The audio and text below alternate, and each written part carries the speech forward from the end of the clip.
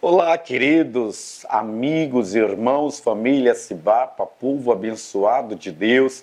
Quero falar com você sobre uma das maiores festas, se não a maior festa cristã, o Natal. Você, como cristão, já se perguntou sobre o que a Bíblia diz sobre o Natal? Nada. O Natal não é mencionado nenhuma vez nas Escrituras. E todos os anos, em todo o mundo, algumas pessoas guardam o dia escolhido pelos homens para comemorar o nascimento de Jesus. Algumas pessoas guardam esse dia como um dia santo e especial, enquanto muitos outros fizeram dele um tempo de comercialização, de interesses egoístas ou até de controvérsias políticas e negativas acerca desta celebração. Eu, nessa série, quero pensar historicamente sobre essa festa. Até o ano 300 depois de Cristo, o nascimento de Yeshua era comemorado pelos cristãos em diferentes datas. Só a partir de 354 que o Papa Libério, sendo o imperador romano Justiniano, ordenou que os cristãos celebrassem o nascimento de Jesus no dia 25 de dezembro. Provavelmente ele escolheu essa data porque em Roma já se comemorava nesse dia o dia de Saturno, ou seja, a festa chamada Saturnália. A religião mitraica dos persas, a antiga rival dos cristãos, comemorava nessa data o Natalis Invictus Solis, ou seja, o nascimento do sol vitorioso. Na tentativa de cristianizar cultos pagãos, o que fez? Na igreja, ela tentou, de alguma forma, adaptar, conciliar o paganismo com o cristianismo. E é interessante notar que os pais da igreja católica deixaram registros de exortação contra as práticas pagãs dos elementos incluídos dentro da cristandade. Agora, eu penso que o maior desafio para nós não é uma questão de paganismo e nem de cristianismo, é uma questão de bom senso sobre a celebração do verdadeiro Natal e seus símbolos. As modernas comemorações do Natal têm pouco a ver com os fatos da Bíblia. A Bíblia não revela a data do nascimento de Cristo, nem mesmo o número de magos que visitaram Jesus em Belém. Mas Jesus nasceu por um motivo muito bom. Ele veio para salvar-nos do pecado. Ele é o rei, não só dos judeus, mas de todos os homens. Fato é que as comemorações natalinas ou natalícias, como alguns confundem, acontecem. E eu julgo oportuno compartilhar desse tema com todos do corpo do Messias, com a família Cibapa em especial. Inicialmente, eu quero afirmar bem claro que não tenho a menor intenção em agredir as tradições ou os costumes quanto à comemoração do Natal, quer pelos católicos, protestantes, evangélicos, espíritas ou por qualquer outra forma que ela não seja filiada à denominação cristã. Portanto, o objetivo desta série, queridos, celebrando o Natal, é esclarecer os falsos ou fatos históricos e confrontar tradições e costumes antibíblicas que vão contra os ensinos que as Sagradas Escrituras colocam para nós. Nesta época, é comum enfeites nas portas das casas e no seu interior, né? Seja grandes ou pequenas, mas a árvore de Natal está sempre presente, com seus adereços, com seus acessórios, com tudo aquilo que embeleza essa grande festa cristã. Na verdade, não falta para uma família da classe média alta luzes e iluminação. Enfim, todos dão um jeitinho de comemorar o Natal, mesmo quem tenha parcos recursos. Às vezes acontece que muitas pessoas gastam até muito dinheiro para dar festa natalina, para presentear e dar a contraprestação daquilo que ele recebeu na época do Natal. Mas o que quero destacar aqui é: a festa cristã pode ser celebrada por ricos, por pobres, por pretos, brancos, em todas as culturas, em todas as nações. O que nós queremos é saber o que Deus vê como celebração de Natal por parte daqueles que vivem o Natal. Afinal, vamos dar uma trégua às dificuldades e problemas, vamos esquecer um pouquinho das coisas ruins, nos alegrando com a família, desejando a todos um Feliz Natal, cheio de saúde, muita paz e, por que não dizer, boas festas. Mas, afinal, o que comemora-se no Natal? Muitos dirão, comemora-se o nascimento de Jesus Cristo. Mesmo para a maioria dos cristãos, eu quero dizer que muitos deles não sabem o significado do Natal. E com toda consideração, eu gostaria de compartilhar um pouco sobre a origem da festa natalina, pois não temos a intenção aqui, nessa série, criticá-lo ou tampouco condená-lo, porque até eu e você, nós sabemos o quão é maravilhoso essa festa, celebrar o nascimento de Jesus, respeitar a manifestação do amor de Deus que amou o mundo de tal maneira para que todo aquele que nele crê não pereça, mas tenha a vida eterna. Porém, quero desafiar você, quando você monta a sua árvore de Natal, o que tem você em mente? Eu quero falar com você agora sobre a origem da árvore de Natal. Você sabia que os escandinavos adoravam árvores e sacrifícios eram feitos debaixo das árvores ao deus Thor?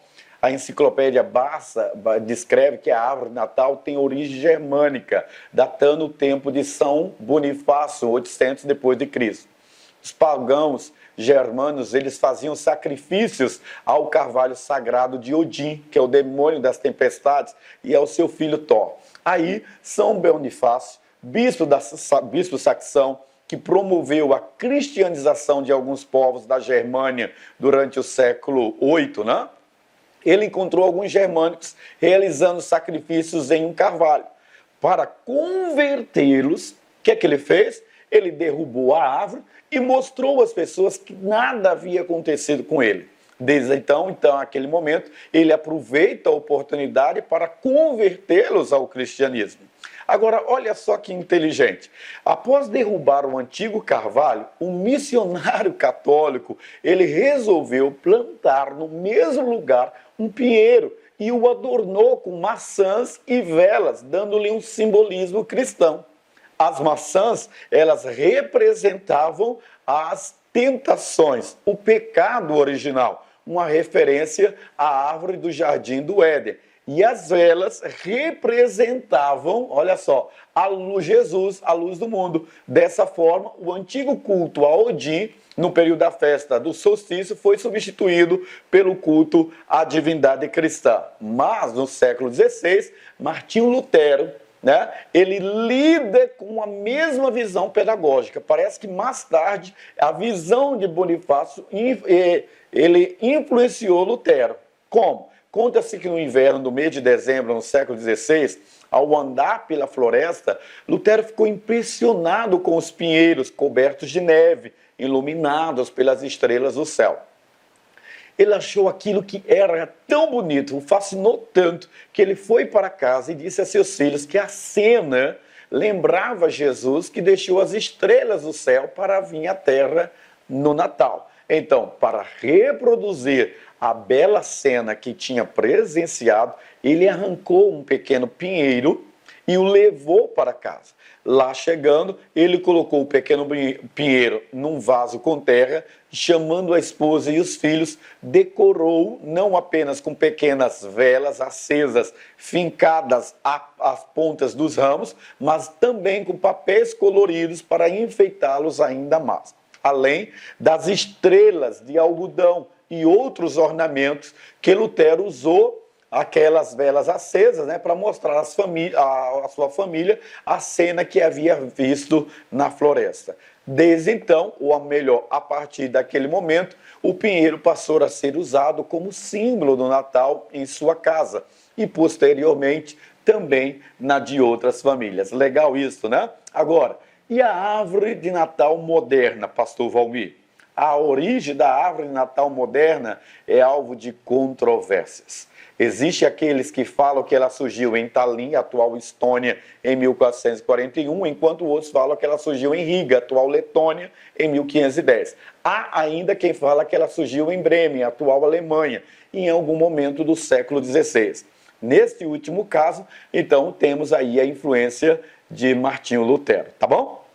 Bom, Agora vamos falar então do primeiro uso documentado de uma árvore nas celebrações de Natal e Ano Novo, que foi na praça da cidade de Riga, capital da Letônia, em 1510. Nessa praça existe uma placa dizendo que aquela foi a primeira árvore de Ano Novo. A frase está traduzida em 8 idiomas. Outro registro é de uma pintura da Alemanha, o país de Lutero, em 1521, que mostra uma árvore sendo levada pelas ruas com um homem montado num cavalo atrás dela. O homem está vestido como um bispo e possivelmente representando a pessoa de São Nicolau, né? Santo que é relacionado com o Papai Noel, ou até mesmo a pessoa de Lutero. Amém? Que legal, né? Agora, há também um registro de uma pequena árvore em Bremen, na Alemanha, em 1570. Ela era descrita como uma árvore decorada com maçãs, nozes, tâmaras, pretzels e flores de papel, que era exibida numa casa chamada Aliança, que era um homem de negócio da época. Queridos, o que eu quero enfatizar para você aqui é as árvores natalinas modernas, elas foram inseridas no interior das residências europeias ao longo do século XVI e elas eram decoradas com maçãs e nozes. Porém, elas só começaram a se tornar mais populares a nível mundial no século XIX por conta da Rainha Vitória e do Príncipe Albert do Reino Unido. Como a mãe da Rainha Vitória era alemã, a tradição de decorar árvores de Natal passou a ser realizada também na Inglaterra. Isso fez com que o símbolo se popularizasse no Reino Unido e se espalhasse por outras partes do mundo. Mas, em 1846, estes membros da realeza, a Rainha Vitória e seu príncipe alemão Albert, foram ilustrados no Jornal de Londres com os seus filhos em torno de uma árvore de Natal. Ao contrário da família real anterior, Vitória era muito popular com seus súditos. E o que foi feito na corte imediatamente tornou-se moda, não só na Grã-Bretanha, como em todos os países da língua inglesa, se espalhando depois para outras partes do mundo. E eu quero destacar aqui que no continente americano, a tradição da árvore de Natal, ela foi trazida pelos alemães, muitos provavelmente inspirados por Martinho Lutero, como vimos. E nós aqui no Brasil? No Brasil, talvez o costume tenha vindo dos americanos, ou mesmo de seus colonizadores portugueses, visto que na altura do século XVI, época da descoberta do Brasil, já havia se popularizado na Europa o costume de se enfeitar uma árvore na época do Natal. Eu quero destacar aqui para vocês de que é possível, porém, que até os romanos antigos tivessem o hábito de enfeitar árvores nesta época do ano. E isso certamente influenciou o cristianismo quando tornou-se a religião oficial do Império no século IV. Essa é uma explicação histórica, porque até essa altura, celebrado o Deus Sol invicto nos festivais de final do ano, além da Saturnália, que celebrava Saturno. Então, isso desaparece e a festa do Natal substitui. Direto ou indiretamente, parece que todas estas celebrações anuais foram herdadas do antigo culto, que era um culto, uma prática pagã. E já que Roma, olha bem, já que Roma absolvia culturas e crenças de outras nações, é uma possibilidade não distante que o Natal é certamente uma festa pagã. Por isso fica-se a seguinte questão: podemos tomar elementos anteriormente idólatras e identificá-los com Deus e seu Filho? O que as Escrituras Sagradas dizem? Pois bem, há quem não gosta da celebração do Natal devido a ele ter se originado em uma série de práticas e elementos idólatras. Mas seria o Natal celebrado atualmente, em que Jesus é trazido à recordação, um erro? É óbvio que o Natal, com conhecimento e como nós conhecemos atualmente, ele não é genuinamente bíblico. Ele foi criado a partir de uma tentativa do Império Romano Antigo de unificar crenças e criar uma religião oficial no Império, o cristianismo. Logo, o Natal cristão foi inventado por imperadores e papas a partir do século IV, né, da nossa era, como já mostramos nos vídeos anteriores. Concluindo, é pecado ter uma árvore de Natal em casa ou não? embora de fato tenha sido práticas baseadas em crenças idólatras muito antigas, né, que deu origem à árvore de Natal, hoje, no entanto, querido, ela é usada como um mero enfeite da época. Ainda que existam algumas crenças envolvendo a árvore e a famosa magia do Natal, principalmente em filmes temáticos, ela não ofende a nossa fé. O que você pensa acerca disso? À luz da sua fé. Se levarmos em conta que a maioria das pessoas nem sequer sabe dos costumes idólatras e nem das divindades que deram origem aos costumes natalinos, nós podemos entender que cai bem celebrar o Natal. Uma parte do mundo não sabe, mas nós sabemos e recordamos no Natal a chegada do Salvador, conforme Isaías 9,6. Porque um menino nos nasceu, um filho nos foi dado e o governo está sobre os seus ombros. E ele será chamado Maravilhoso, Conselheiro, Deus Forte, Deus Poderoso, Pai Eterno, Príncipe da Paz. Mas vamos aos símbolos. O que significa a estrela? Posso eu usar na árvore Natal ou não? Pode. Sabe por quê? Porque a estrela de Belém significa que os reis foram guiados. Simboliza que Cristo, né? Cristo é a estrela que nos guia, que guia a humanidade. A estrela de Natal foi aquela que indicou os reis magos o caminho onde Jesus estava para adorá-lo. Seguindo a estrela, os magos puderam encontrar o menino que tinha nascido em Belém. Daí, ela ser conhecida também como estrela de Belém. Além de ser sinalizado o caminho que levava o menino, a estrela representa o próprio Jesus, que nasceu para guiar a humanidade. Até hoje, a ciência tenta explicar a sua origem como um fenômeno astronômico. Então, não há idolatria com a estrela. Agora, sinos. Posso usar sinos? Sinos de Natal simboliza o anúncio do nascimento de Jesus. O sino de Natal é um símbolo que representa o anúncio do nascimento de Jesus. Isso porque, além de sinalizar as horas, o toque dos sinos avisa as pessoas para se reunir para um acontecimento. Usados na decoração das árvores e das portas, os sinos também são lembrados nas músicas natalinas. A mais conhecida é Bate o sino, sino pequenino, sino de Belém. Não é isso? Bate o sino pequenino, sino de Belém. Já nasceu o Deus menino para o nosso bem. Muito bem, eu posso usar. A vela, posso usar a vela como enfeite? As velas de Natal simbolizam a fé, a luz de Cristo que aponta para a humanidade. Diz que na Alemanha, um senhor costumava colocar velas na sua janela para iluminar o caminho dos viajantes. Assim, querido, as velas natalinas assumem o papel de representar a luz que o nascimento de Jesus traz para a vida das pessoas, porque ele veio para dissipar as trevas, a escuridão. Amém? Então, eu posso usar as velas. Presépio. Vamos falar do presépio, né?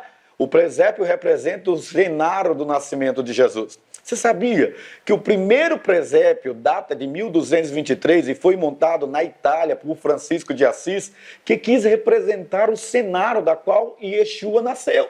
E é sabido que Francisco de Assis propositalmente coloca no seu presépio o boi e o jumento, animais que tradicionalmente fazem parte de qualquer presépio, como uma alusão à ignorância do judeu, remetendo ao texto de Isaías 1,3. O boi conhece o seu possuidor e o jumento o dono da sua manjedoura, mas Israel não tem conhecimento, o meu povo não entende. É um claro elemento de antissemitismo sutilmente introduzido em todo o presépio até os dias de hoje. Amém? Então, queridos, preste bem atenção. Inicialmente, era feito o presépio nas igrejas até a sua montagem nas casas também se tornar uma tradição. Trata-se de uma representação do cenário em que o menino Jesus nasceu. Assim, além de Jesus e de seus pais, Maria e José, nele figuram também os animais do estábulo que aqueceram Jesus, o anjo que anuncia o mundo, o seu nascimento, né? A estrela de Belém que indicou o caminho para os reis magos, e eles colocaram também os 3 reis magos, que a Bíblia fala dos reis magos, mas não diz que é 3. Baltazar, Gaspar e Melquior é, na verdade, tradição católica. Habitualmente é desmontado no dia 6 de janeiro, data em que os reis localizaram o menino. Eu posso usar a figura de anjinhos, eu não tenho um anjinho aqui para mostrar para vocês, porque os anjos são mensageiros que simbolizam o anúncio do nascimento de Jesus. Os anjos representam a figura de Gabriel, o anjo que anunciou a Maria que ele daria à luz de Jesus. Pergunta, eu posso colocar anjinhos? Não recomendo, porque a Bíblia recomenda você não fazer representação das pessoas celestiais, ok? Embora na Bíblia se fale de anjos, é um perigo para a idolatria você colocar de enfeite na sua árvore de Natal o anjinho. Você pode colocar, falamos, a estrela, você pode colocar os sinos, ok? Você pode montar de forma simbólica o presépio para contar a história bíblica, ok? Agora, vamos falar sobre as bolas de Natal. As bolas que decoram principalmente a árvore de Natal representam os frutos da árvore. Você pode colocar. Inicialmente, as frutas serviam de decoração e eram comidas para a criança. A gente ia lá e pegava na árvore. E de acordo com a lenda, quando em um ano não havia frutas, um artesão fez bolas de vidros para as imitar. E em decorrência da beleza da sua arte, as bolas acabaram se tornando uma tradição e um elemento decorativo que não pode faltar no Natal. Então, pode a bolinha, tá bom?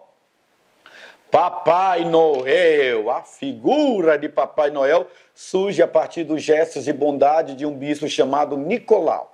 Segundo a lenda, ele lançava moedas de ouro para as chaminés das casas dos mais necessitados na Turquia, tendo sido reconhecida pela igreja como santo.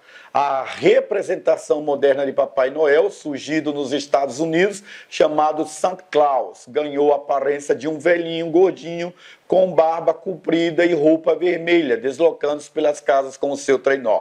Papai Noel não pode, tá bom? Bem como seu gorrinho não pode. Guirlanda, a guirlanda surgiram em Roma e eram colocados nas portas para trazer saudação e boa sorte.